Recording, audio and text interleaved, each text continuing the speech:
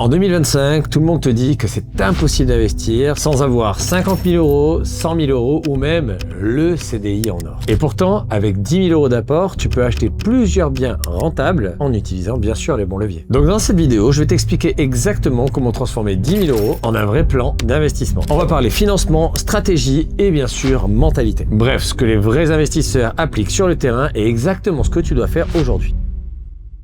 D'abord, soyons clairs, avec 10 000 euros, tu vas pas acheter un immeuble de 10 appartements. Mais tu peux déclencher un premier effet de levier. Parce qu'en immobilier, la vraie question, c'est pas combien j'ai, mais c'est qu'est-ce que je fais avec ce que j'ai. Avec 10 000 euros, sache que tu peux faire beaucoup, à condition de comprendre comment les banques fonctionnent, comment les montages juridiques fonctionnent aussi, et comment les stratégies de cash flow fonctionnent réellement en 2025. Donc l'idée, quand tu as 10 000 euros, c'est de comprendre que sur le papier, les banques, normalement, demandent 10% pour pouvoir lever 10 fois plus. L'idée, c'est quoi? Avec 10 000 euros, tu vas pouvoir prendre un crédit de 100 000 euros. Cependant, la règle, elle est un petit peu faussée parce que si jamais l'investissement que tu réalises génère des revenus locatifs, même sur le papier, ça veut dire que les locataires ne sont pas dedans, le bien, il y a des travaux à réaliser, mais tu as regardé certainement cette vidéo, tu as pris un papier, un stylo, d'ailleurs va les récupérer tout de suite si c'est pas déjà fait, et au moment où tu vas vouloir investir dans ce bien, tu vas aller faire des estimations de valeur vénale par des agents immobiliers qui sont dans le secteur dans lequel tu vas investir, qui vont eux, de par leur expérience, leur professionnalisme, te donner un document qui va dire à la banque, regardez,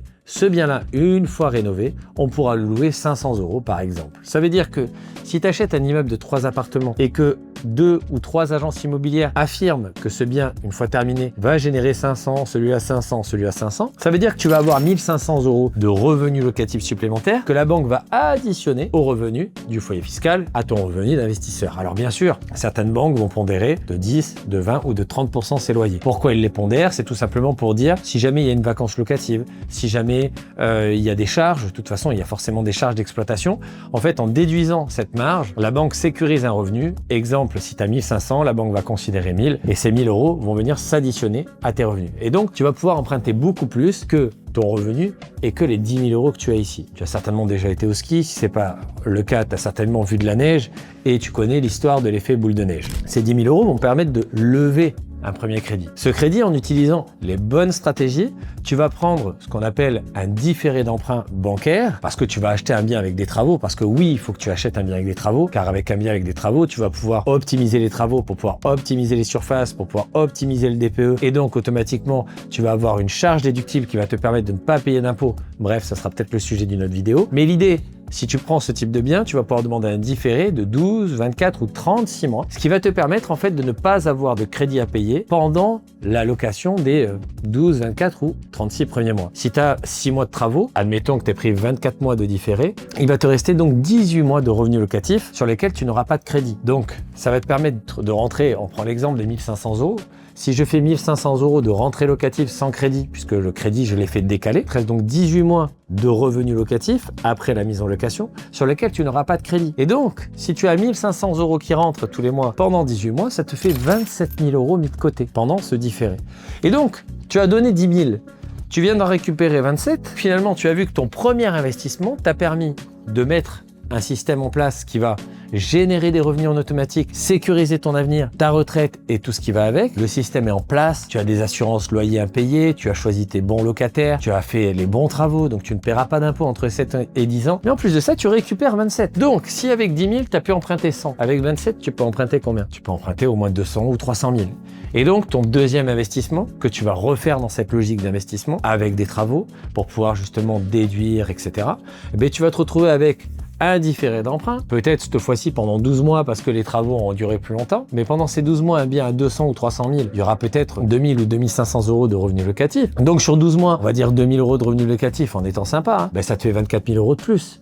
Et donc, tu vas pouvoir recommencer ad vitam aeternam. Alors bien sûr, là tu vas me dire, mais Jérémy, au bout d'un moment, je vais être bloqué par mes 35%. Mais les 35%, c'est uniquement réservé aux investisseurs qui investissent en nom propre dans leur résidence principale. Oui, les banques peuvent déroger à cette règle sans aucune difficulté à condition que le dossier mérite dérogation. Et si jamais tu passes par une forme juridique type SCI, LIS, SARL, tu auras la possibilité de ne pas toi faire le crédit en nom propre, c'est la société qui fera l'emprunt et toi tu seras cautionnaire de l'emprunt. Et donc tu pourras enchaîner les opérations à condition bien sûr de respecter les règles strictes. C'est de toujours être à l'autofinancement, c'est-à-dire que les revenus locatifs pondérés de 30% doivent être égaux ou supérieurs au crédit. Et la deuxième règle, c'est de toujours avoir un différé d'emprunt pour récupérer ta trésorerie et pouvoir enchaîner les investissements de manière boule de neige, comme j'ai pu te l'expliquer tout à l'heure. Maintenant, on va voir ensemble le financement intelligent. Le financement, c'est la moitié de ton investissement. Tu peux avoir un super projet, mais si ton crédit n'est pas bien structuré,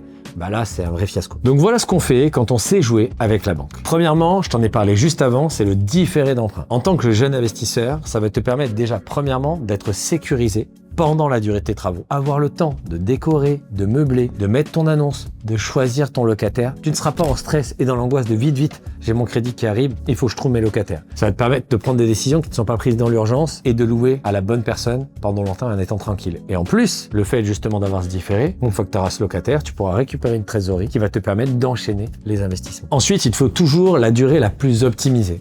Je n'arrête pas de le répéter. Aujourd'hui, la rentabilité du bien, c'est une bonne chose. Il n'y a pas de souci. Sauf que si tu as un bien rentable à 10% mais que tu prends un crédit sur 10 ans, bah tu généreras pas de cash flow. Donc l'idée en fait c'est de se dire, moi je me concentre toujours sur le cash flow, je veux que mon revenu locatif soit supérieur à mon crédit plus mes charges et que je puisse dégager du bénéfice tout de suite. Parce qu'investir dans l'immobilier te garantira toujours une meilleure retraite, une meilleure sécurité, etc. Une protection de ton argent contre l'inflation. Maintenant, si tu veux faire partie des personnes qui utilisent leur jeunesse pour faire le tour du monde, pour profiter, pour vivre une vie sans stress, à ce moment-là, il va te falloir du bénéfice tout de suite. Et dans ce cas-là, il faut prendre la durée la plus longue possible pour avoir la mensualité la plus petite possible et donc générer le maximum de bénéfices tout de suite. Et même si tu fais partie des personnes mal formées, dans le sens où tu te dis mais si mon crédit il est long, il va me coûter plus cher, eh bien reste bien là, je vais t'expliquer pourquoi c'est totalement faux. Les intérêts du crédit, les intérêts des mensualités viennent en déduction du bénéfice taxable et donc vous me dire réduire ton imposition. Première chose. Deuxième chose, la mensualité du crédit ainsi que toutes les charges ne sont pas payées par toi, elles sont payées par le locataire. Donc, tu ne devrais même pas t'en soucier. La seule chose qui doit aujourd'hui te poser problème, c'est combien il me reste dans ma poche tous les mois. Et après, tu fais attention bien sûr à tous les frais annexes, c'est-à-dire bien sûr le montant du taux, les frais de dossier, l'assurance. Je suis très mitigé sur cette partie-là parce que le banquier qui va t'accompagner, il faut lui laisser quelque chose. Une relation win-win, c'est pas une relation où je prends tout et je te laisse rien. Selon moi, les frais de dossier, il faut pas y toucher. Selon moi. Maintenant, tu fais bien ce que tu veux. On va croiser plein de personnes sur les réseaux qui vont dire faut tout négocier, le taux, le différé, le machin. Oui. Et après, si tu as 25 refus et que personne ne veut te prêter, faut pas t'étonner. Donc l'idée, c'est de se dire, moi, ce qui m'intéresse, les critères les plus importants, la durée la plus longue pour avoir la mensualité la plus petite et avoir le maximum de cash flow tout de suite. La deuxième chose, le différé d'emprunt le plus long possible pour me reconstituer une trésorerie ou me sécuriser pendant mes travaux. La troisième chose importante aussi, c'est les IRA, les indemnités de remboursement anticipé. Ça arrive à plein d'élèves à moi. Comme on achète en dessous du prix du marché et qu'on achète des ruines, automatiquement, on a des plus-values immédiates dès que c'est rénové, puisque en gros, il y a une stratégie. Dès que ton bien est terminé, il faut le faire revaloriser pour avoir en fait le montant le plus élevé, pour pouvoir partir sur ce montant-là, pour calculer l'amortissement de la VNC, la valeur nette comptable du bien, et donc réduire ton imposition. C'est un peu technique, mais je te mets une vidéo juste ici si jamais tu veux comprendre le mécanisme complet. Mais l'idée, en fait, c'est de dire, des fois, tu as une bonne surprise, tu as acheté ton bien 200 000, tu as fait 50 000 euros de travaux, et on t'annonce que le bien en vaut 350. Tu as peut-être envie de le revendre tout de suite. Mais si jamais tu n'as pas switché ce qu'on appelle les indemnités de remboursement anticipé, bah, tu te retrouves à payer des frais supplémentaires. Donc pour moi, ça, c'est les 3 points qui sont essentiels. Pourquoi le reste, c'est pas important? Alors bien sûr, on peut négocier un petit peu le taux, mais c'est quelque chose qui peut se racheter après. Ensuite, l'assurance. Je veux dire, l'assurance, tu peux la changer dès que tu as eu ton crédit, tu peux la changer juste après. Et l'assurance, tu peux prendre une délégation d'assurance juste après. Donc c'est pas vraiment utile tout de suite. Le levier numéro 2, bien sûr, c'est le bon type de bien. Quand tu démarres avec un petit apport, tu dois forcément aller chercher des biens à fort potentiel. Par exemple, un bien moche, c'est-à-dire avec beaucoup de travaux, dont personne ne veut, avec une bonne localisation, ça peut être une arme excellente pour commencer. Un appartement avec un DPE, par exemple, classé G, ça peut être vraiment une bonne opportunité parce que tu as des propriétaires qui veulent s'en débarrasser, qui savent pas quels travaux faut réaliser, qui n'ont pas envie forcément de s'embêter avec ça, et donc il y a une belle négociation à faire. Ou enfin, un logement qui peut être redistribué, par exemple, tu pourrais avoir un T2 à transformer en T3, un T1 à transformer en T2. L'idée, c'est d'avoir une création de valeur dans ce bien, où ça pourrait être des combles à exploiter, ou même une cave qu'on pourrait relier à l'appartement. L'idée, c'est de faire une création de surface. Ce type de stratégie, elle est vraiment excellente parce que tu crées des mètres carrés à moindre coût, et donc tu as une plus-value immédiate. Et l'avantage, c'est que tu gagnes justement sur la création de valeur, parce que c'est cette création de valeur qui va te permettre en fait d'enchaîner les opérations. Donc pour moi, le meilleur conseil que je pourrais te donner, c'est de te concentrer en numéro 1 sur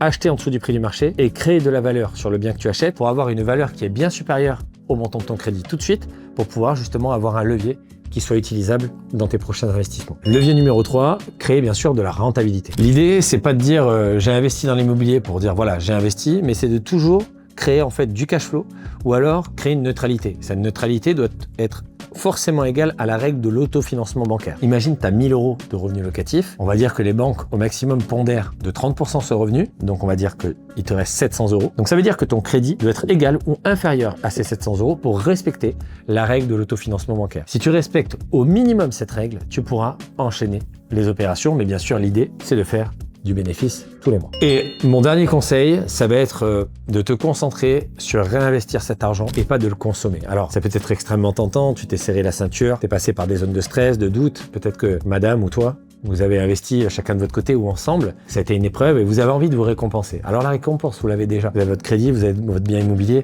vous avez un patrimoine qui est sécurisé, sur lequel vous avez un crédit qui est payé par quelqu'un d'autre que vous générez certainement du bénéfice. L'intégralité de ce patrimoine est couverte par des assurances décès, invalidité, perte totale d'autonomie, qui font que si demain il arrive quelque chose, le crédit est payé. Donc ça, acheter une bouteille de vin, célébrez-le, il n'y a pas de problème, mais n'allez pas prendre les bénéfices pour partir en voyage, pour vous acheter une nouvelle voiture, pour acheter un sac Louis Vuitton ou une autre connerie comme ça, parce que c'est exactement ça qui va stopper complètement votre croissance. L'idée, c'est que pendant les 2-3 premières années d'investissement, alors bien sûr, allez vous faire un petit restaurant, il n'y a pas de souci, mais l'idée, si jamais vous voulez vous libérer réellement, il va falloir accepter que pendant 1 an, 2 ans ou 3 ans, on enchaîne les opérations, on conserve la trésorerie, on réinvestit cette trésorerie et automatiquement on démultiplie le patrimoine pour avoir une vraie sécurité. Ce qu'on veut, c'est pas une bouffée d'air frais, non, on veut arriver en haut de la montagne et respirer de l'air pur toute notre vie. Donc, c'est comme ça qu'il faut faire. Et si jamais tout ça t'a donné envie d'investir et que tu as envie d'en savoir un petit peu plus, que tu veux pouvoir découvrir quelle est la meilleure stratégie d'investissement pour toi de manière personnalisée,